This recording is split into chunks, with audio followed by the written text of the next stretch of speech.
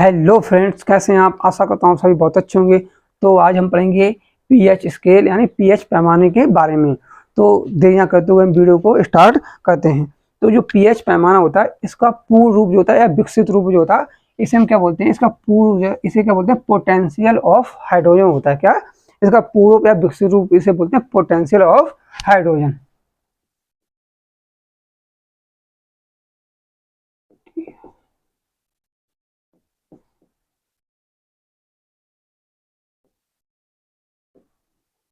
Hydrogen, ठीक है।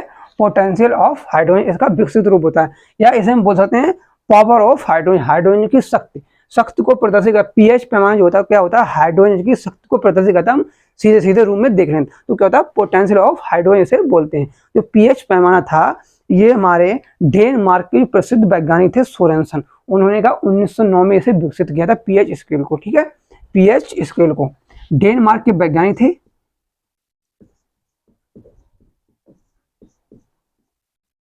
Denmark के थे, ठीक है। कौन थे? डेनमार्क की प्रसिद्ध वैज्ञानिक थे सोरेनसन। इन्होंने 1909 में ये पैमाना विकसित किया था, ठीक है। तो ये पैमाना जो होता है, क्या होता है, ये होता है, ये क्या लघुगणकीय मान को प्रदर्शित करता है। ये पैमाना पीएच स्केल होता है, क्या होता है, लघुगणकीय मान को प्रदर्शित करता है, ठीक है। आगे देख लेंगे हम, ये आपने यहाँ पे लिख लिया, ठीक है। पोटेंशियल हाइड्रोजन यानी पावर ऑफ हाइड्रोजन, हाइड्रोजन की शक्ति को प्रदर्शित करता है। तो आगे देख लेंगे इसे। डेनमार्क के प्रसिद्ध वैज्ञानिक थे सोरेनसन, इन्होंने क्या इस पैमाने को और ये क्या हुआ, लघुगणकीय मान को प्रदर्शित करता है। लघुगणकीय, ठीक है। तो इसे क्या बोल सकते हैं, लघुगणकीय मान को प्रदर्शित। तो क्या बोलेंगे, यह लघुगणकीय पैमाना है। क्या इसे बोलेंगे, यह क्या होता है, यह लघुगणकीय पैमाना होता है। लघुगणकीय, इसे हम लघुगणकीय पैमाना भी बोलते हैं, ठीक है।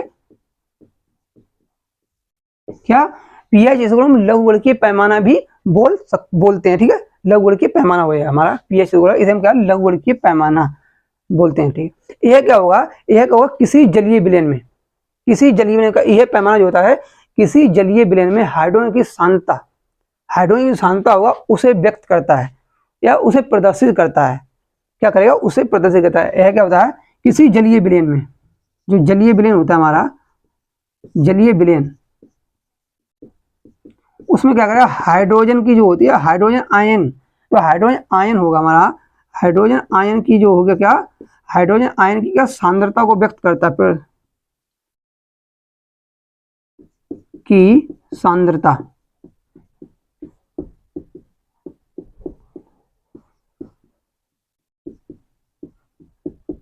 सांद्रता को व्यक्त करने का काम करता कौन, लघुगणकीय पैमाना जो हमारा होता है पीएच स्केल जो होता है। तो आगे देख लेंगे हम, ये जो लघुगणकीय हमारा पीएच पैमाना होता है, ठीक है। तो ये क्या करेगा,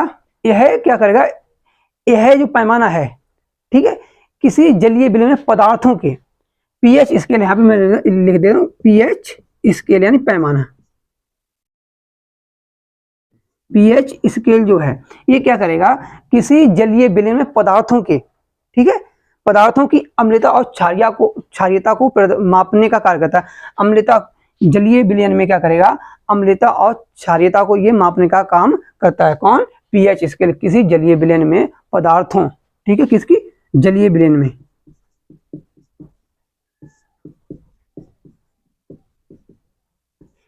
क्या करेगा, पदार्थों,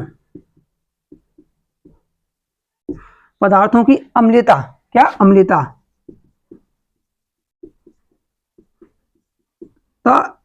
और क्षारीयता को तो क्या कर देगा, उसका माप करता है, ठीक है। क्या करता है, मापन करता है। मापन कौन करता है, पीएच स्केल करता है, ठीक है।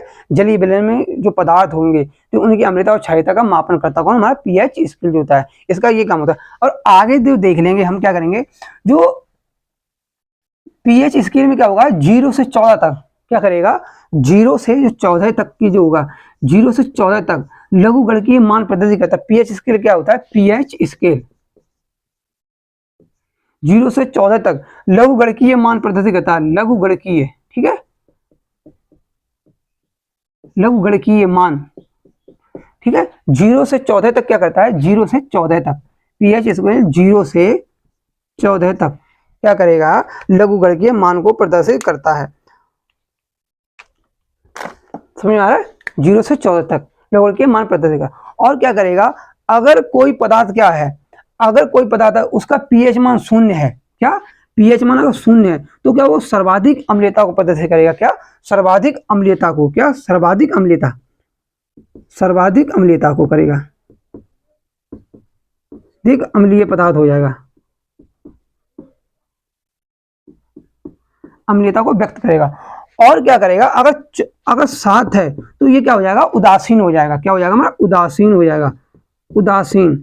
7 है न्यूट्रल, 7 पे क्या होता है, 7 अगर किसी का पीएच माने तो क्या वो उदासीन हो जाएगा, न्यूट्रल, ना तो वो अम्लीय होगा और ना तो वो क्षारीय होगा, ठीक है, बिल्कुल उदासीन हो जाएगा।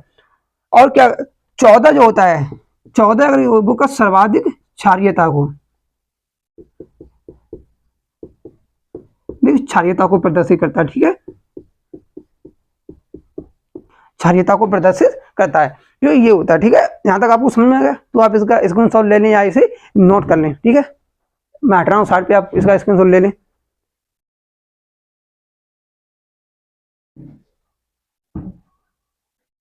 और आगे देखेंगे पीएच जो स्केल होता है, ठीक है, पीएच स्केल होता है 0 से 7 तक, पीएच स्केल जो होता है, पीएच स्केल, पीएच स्केल 0 से 7 तक जो होता है अम्लीय प्रकृति को प्रदर्शित करेगा, क्या 0 से 7 तक अम्लीय प्रकृति को प्रदर्शित करेगा। और क्या करेगा 7 से 14 तक, 7 से 14 ये क्या करेगा, क्षारीय प्रकृति को प्रदर्शित करेगा, ठीक है। पीएच का 0 से 7 तक अम्लीय प्रकृति को प्रदर्शित करेगा और 7 से 14 तक जब जाएंगे तो भी क्षारीय प्रकृति को प्रदर्शित करेगा पीएच स्केल, ठीक है। तो ठीक है, अब हम पीएच स्केल देखते हैं। देखो पीएच स्केल यहाँ पे देखो इस तरह से, यहाँ पे देखो पीएच स्केल, इस टाइप का पीएच स्केल चल जा। देखो यहाँ पे देख लो, एक जल्दी जल्दी ड्रॉ करते हैं, 0 1 3 4 6 और ये 7 न्यूट्रल हो जाएगा, ठीक है, उदासीन, ये उदासीन हो जाएगा, ठीक है।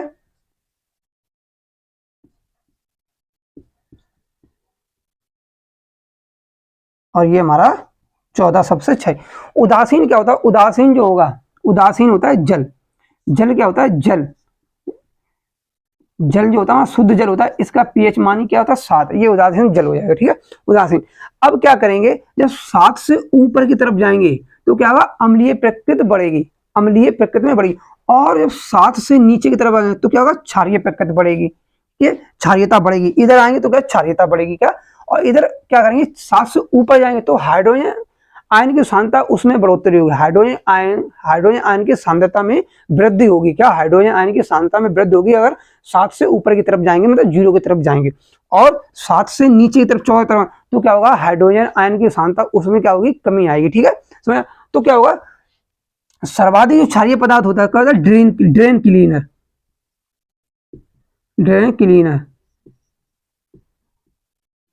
ड्रेन क्लीनर जो होता है ये क्या होता है, इसका पीएच मान होता है 14, ये क्या सर्वाधिक क्षारीय पदार्थ होता है, या NaOH, मान लो सोडियम हाइड्रोक्साइड का जलीय विलयन NaOH, ठीक है, ये दो, आप कुछ भी इन दो में से एक मान सकते हैं, ठीक है, और करके। तो इनका जो उपयोग होता है ड्रेन क्लीनर का, ये हमारे घर में जो सिंक होते हैं, टॉयलेट होता है, नाली वगैरह होता है, उनके साफ करने में। और सर्वाधिक अम्लीयता होगा वो क्या हो जाए, बैटरी होती है, बैटरी, जो बैटरी होती थी उसका, इसका मान क्या था 0 से 1 तक हो सकता है, इसका लगभग में ये मान होता है। और ये क्या होगा, ये जो पीएच पैमाना होता है, ये जो पीएच मान होगा क्या होगा, ये अलग अलग विभिन्न रंग प्रदर्शित करता है, ठीक है। तो बैटरी जो होता, जो बैटरी होती थी, जो हमारे रेडियो वगैरह होते थे पहले, और जो हमारी घड़ी में सेल पड़ती है, नहीं बड़ी जो हमारी दीवार घड़ी वगैरह होती है उनमें जो पड़ती है, उसमें क्या होता है, वो सेलें जो प्लूथ की जाती है उनमें उनमें ये भरा जाता है, बैटरी के अंदर जो भरा होता है वो, ठीक है। ये हमारा क्या होगा, पीएच स्केल हो गया। सर्वाधिक क्षारीय पदार्थ कोई होगा वो ड्रेन क्लीनर होगा, और सर्वाधिक अम्लीय पदार्थ बैटरी, बैटरी का अम्ल जो हो जाए। और हम देख लेंगे और बहुत सारे देख लेंगे, इधर देख लो अम्लीय, देख लो अम्लीय देखते हैं सबसे पहले, ठीक है। तो अम्लीय में क्या हो जाएगा, हमारा मिल्क होता है, मिल्क देख लो, मिल्क दूध, जो दूध होता है, दूध, दूध का पीएच मान जो होता है वो होता है हमारा 6.4। दूध का पीएच मान 6.4 या 6.4। इसका हो जाएगा, दूध का पीएच मान होता है 6.4। और लार, लार जो होता है लार, लार इसका पीएच होता है 6.6। लार का पीएच 6.6। और जठर रस, जठर रस देख लो, जठर रस इसका होता है 1.2 से 2 लगभग में। ये सब मान जो होते हैं पीएच मान, कोई निश्चित वैल्यू नहीं होती है, ठीक है, लगभग में ये मान क्या जठर रस होता है, ये क्या होता है पीएच, जो जठर रस, ठीक है, इसका पीएच क्या होता है 1.2 से 2 तक होता है। ये क्या अम्लीय। और सिरका जो हमारा एसिटिक अम्ल होता है, सिरका, इस हिसाब का सिरका जो होता है, सिरका होता है, सिरका 3.4। सिरका इसका होता है 3.4, ठीक है, 3.4 सिरका का होता है। और नींबू का रस होता है, नींबू का रस, नींबू का रस इसका होता है 2.2। नींबू का रस 2.2। और हमारा जो पानी होता है, ये क्या हमारा पानी जो होता है जल होता है, इसका 7 उदासीन होगा। और जो हमारा रक्त होता है ब्लड, रक्त इसका होता है 7.4। ये क्या होता है क्षारीय प्रकृति होती है इसमें। क्या क्षारीय, क्यों नीचे आएंगे तो क्षारीय प्रकृति हो जाएगी ब्लड की। और क्या होगा बियर और टमाटर जो होता है, बियर मान लो हमारी बियर जो पीते हैं इथाइल अल्कोहल, बियर जो होता है, बियर का जो पीएच मान होता है 4.0, ठीक है। और टमाटर देख लो, टमाटर जो होता है इसका होता है 4.4, टमाटर का 4.4 हो जाएगा, ठीक है। और आगे देख लेंगे हम, जो हमारा क्या होता है, जो इधर देख लो मूत्र, जो पेशाब होती है, पेशाब, मूत्र का जो होता है पीएच मान होता है वो होता है 7.3। 7.3 पेशाब का पीएच, क्षारीय प्रकृति होती है इसकी, 7.3 हो जाएगा। और देख लो यहाँ पे देख लो, ये हो जाएगा हमारा, ठीक है। और हमारा देखो एग देख लो, अंडा, इसका होता है 9। और मिल्क ऑफ मैग्नीशिया देख लेंगे, मिल्क ऑफ MgOH का होल पर जो होता है, MgOH जो होता है का उल्टा, इसे बोलता है मिल्क ऑफ मैग्नीशिया।